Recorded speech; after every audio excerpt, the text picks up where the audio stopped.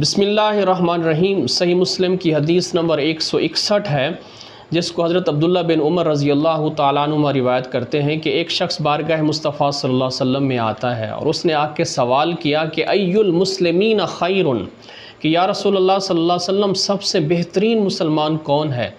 हज़ूर सल्लल्लाहु अलैहि वसल्लम ने जवाब दिया कि मन सलिमल मुस्लिमूना मिन लिसानिही व यदिही, मुसलमानों में से सबसे अच्छा शख्स वो है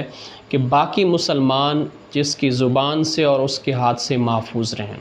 हमें अपने रवैयों का जायज़ा लेना चाहिए, हमें अपने अखलाक का जायज़ा लेना चाहिए, हमें अपने तौर तरीक़ों का जायज़ा लेना चाहिए कि बाकी मुसलमान क्या वो हमारी ज़ुबान से और हमारे हाथ से महफूज हैं या उनको हमारी तरफ़ से कोई तकलीफ़ पहुंचती है। अगर खुदा न खास्ता कोई तकलीफ़ पहुंचती है तो इसका मतलब ये है कि हमें कामिल ईमान हासिल नहीं है, हमें ईमान की मुकम्मल दौलत हासिल नहीं है, हमारे ईमान के अंदर खलल पाया